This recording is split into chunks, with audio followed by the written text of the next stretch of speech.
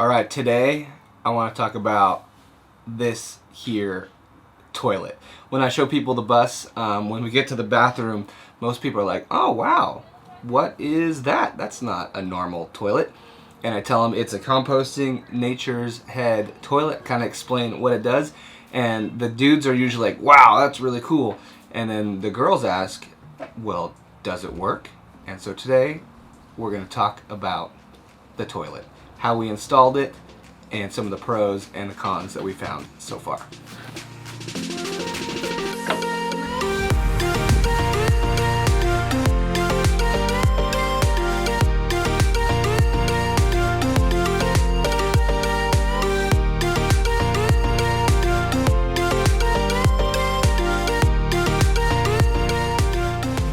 Alright, the install for the toilet's actually pretty easy. It's all self-contained unit. But when I first got it, the instructions weren't super great, so I had to kind of do some YouTubing. But it comes with a big long tube, and so I actually pulled one of the ends off and cut it down short because we only needed like a foot long length.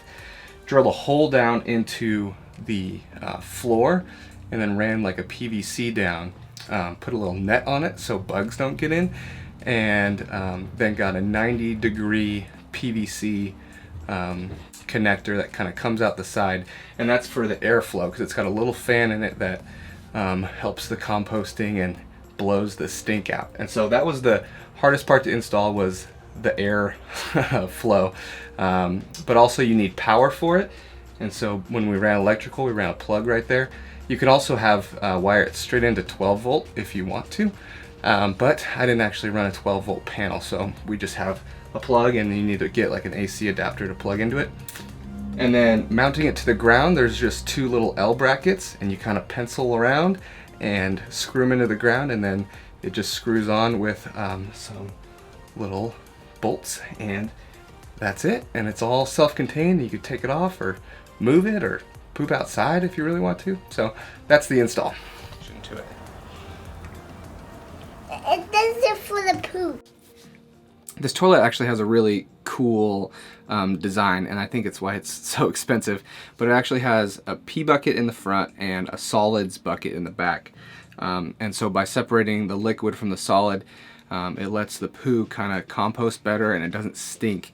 And so we had to empty the pee bucket probably twice a week while we were in California, living there in the summertime. And the poo we actually never had to separate. So I'm actually gonna, or I never had to dump it. And so it just kind of composts and eats itself with some cool bacteria, and you just put peat moss in the back, and there's a crank on the side that you stir up, and so it's really actually kind of nice. You don't have to worry about it too much. But we're gonna, for the sake of giving a full review of the toilet, we're gonna dump the poo right now. Wish me luck.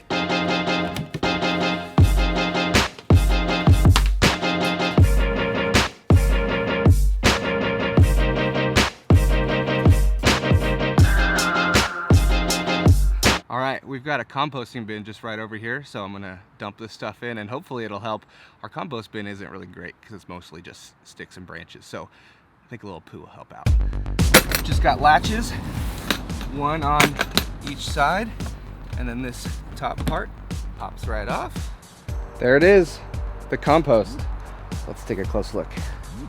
So there's a handle on the side that turns up the compost and keeps air flowing and keeps everything moving, and it just spins up the dirt.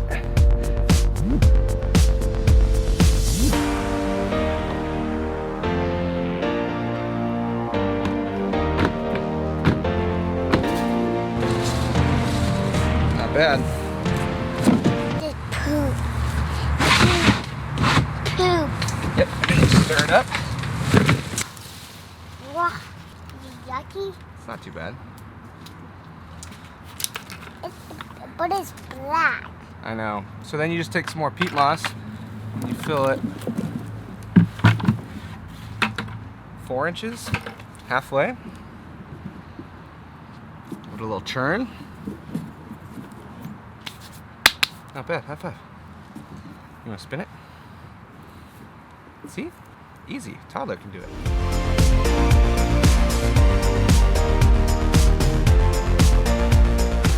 right, so now pros, cons of this toilet. Should you get this toilet?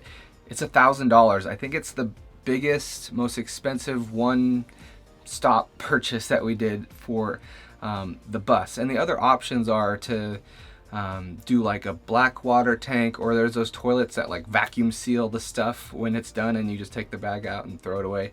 Kind of like a diaper, but a little bit different, and it's a couple bucks per bag. So you kind of have to do the math yourself and see if that's worth it. But this toilet, I think it's great. It took a little bit getting used to not having anything to flush and kind of having to stir up the poo. And if you can get over that, and if you're okay with dumping the pee, I think it's a great option for a school bus or a tiny house or wherever you live. You can put it in a regular house, I guess, if you want. But the con is probably the expense. And we had a few misfortunes with the pee bucket overflowing. If you don't keep up with it, it gets it overflows, and it's definitely nasty. It's more than kind of nasty. There's pee everywhere. So you have to watch out for that and be on top of that. The poo is not a big deal. Just dump it, and if you have a compost somewhere, or you could put it in a trash bag and throw it away. It's easy, it's safe, it's clean, it doesn't really stink.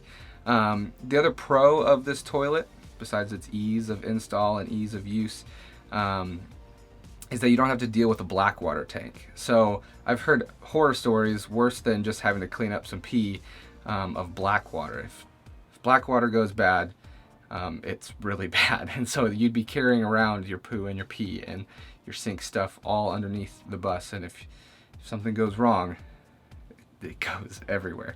And then you have to deal with dumping it at dump sites and other stuff like that. And you can't really go too far off the grid if that's what you're into. But yeah, I don't know. You have to kind of weigh the pros and cons if the money is worth it for you. And also, if you're just going to be staying at campgrounds, you could just pee and poo there. Or if you want to just pee in the bushes, you can do that too. You don't even need a toilet. Some tiny short buses don't even have toilets in them. So I don't know what they do, but they're more adventurous than we are. But for us, for our 3 months in California and for running the Airbnb, renting out the bus, this has been a great option for us. So I don't know if that's helpful or not, but if you have one and you want to tell people down below in the comments, say what you think of it. Thumbs up, thumbs down, good toilet, I don't know. But thanks for watching, guys. If you want to see more videos about the bus, you can subscribe. And if you like this video, that helps out a lot. And I think that's it. We'll see you guys later.